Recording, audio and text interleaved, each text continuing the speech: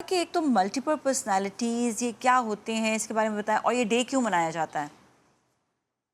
अच्छा, multiple personality disorder ये बहुत रेयर है, बहुत कॉमन नहीं है, बट बहुत कॉम्प्लिकेटेड है। अभी तक जो हमारे जितने भी डिसऑर्डर्स की बात करते हैं साइकोलॉजिकल, ये सबसे ज़्यादा कॉम्प्लिकेटेड डिसऑर्डर्स में से एक है। अब हम्म। डे की अगर बात करें तो डे में 2 तरह की चीज़ें आती हैं, इनको डिवाइड किया जाता है। नंबर 1 कि लो पर्सनैलिटीज़ के ऊपर भी काम करें, लोग अपनी पर्सनैलिटी की अवेयरनेस लें, टाइप ऑफ पर्सनैलिटी, ट्रेट्स जो हैं पर्सनैलिटी के उनको एक्सप्लोर करें, दिस इज़ वेरी इंपॉर्टेंट।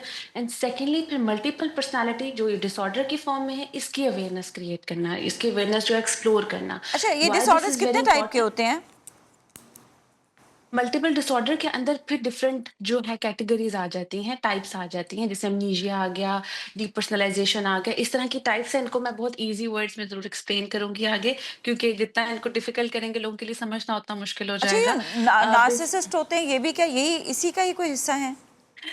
अच्छा नहीं, वो पर्सनैलिटी डिसऑर्डर्स का हिस्सा है, वो पर्सनैलिटी डिसऑर्डर की टाइप है, तो वो उसमें फ़ॉल करता है, अच्छा, ठीक है? वो ओके। अम्ब्रेला में आता है, और ठीक वो है? टाइप्स में आ जाता है, बट डिसऑर्डर में, हाँ जी। डिसऑर्डर स्पेसिफिकली मुझे बताएं डिसऑर्डर वो क्या बट है। डिसऑर्डर है।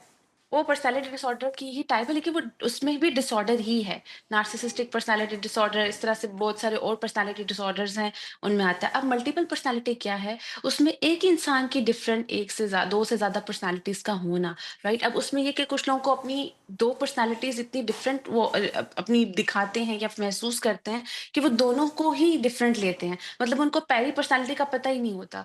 अच्छा, उसमें ये है कि कुछ लोग अपनी स्टाइल, बॉडी गेस्चर्स ये भी चेंज कर लेते हैं। कुछ लोग ये समझते हैं कि शायद इसमें कोई जिन्न आ गया है, कोई और रूह आ गई है, कोई और जिन्न आ गया इसके अंदर बीच में, ये भी लोग अज़्यूम करते हैं क्योंकि इसमें इतना चेंज आ जाता है। और ये बहुत कुछ लोगों को बहुत सवेयर भी होता है। सेवेरिटी इन अ सेंस कि कुछ लोग दूसरी पर्सनैलिटी को इतना ज़्यादा क्लियरली शो करते हैं कि लगता ही नहीं कि वो पहली वाली पर्सनैलिटी है। कन्फ्यूज़ हो जाते हैं कि एक्चुअल पर्सनैलिटी कौन-सी अच्छा, है। वजह इसमें मैंने एक इसमें चीज़ और भी नोट की है कि एक ऐसा शख्स जो बहुत ज़्यादा सहता रहता है, उसके अंदर ये वाली प्रॉब्लम बहुत ज़्यादा आती है जो आपने चेंज वाली बात बताई कि इंसान के अंदर एकदम से एक उसकी पर्सनैलिटी चेंज हो जाती है, आवाज़ बदल जाती है। तो ये जो है ये चीज़ उस शख्स पे ज़्यादा जो ऑलरेडी बहुत ज़्यादा डिप्रेशन का शिकार होता है। बिल्कुल, नाज़िया आपने ये जो रीज़न्स हैं, फैक्टर्स हैं, उनको उनमें से लिया है, बिल्कुल ऐसा है।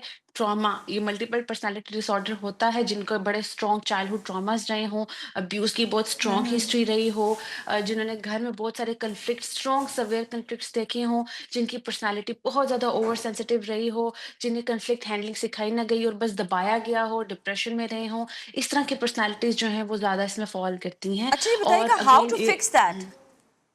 मैं इसी पॉइंट पे आने लगी थी। इसको फिक्स करने के लिए इसकी थेरेपीज़ होती हैं। अगेन इसका कोई 100% ट्रीटमेंट नहीं होता है नाज़िया, बट इसके ट्रीटमेंट में होता है कि साइकोथेरेपी जैसे है, डिफरेंट टाइप्स ऑफ थेरेपी में एक साइकोथेरेपी है, जिसमें उनकी अपनी थॉट्स, उनके थॉट्स ही इन पर्सनैलिटी को बनाती हैं ना, तो इन थॉट्स पे काम किया जाता है, थॉट्स की अवेयरनेस लाई जाती है।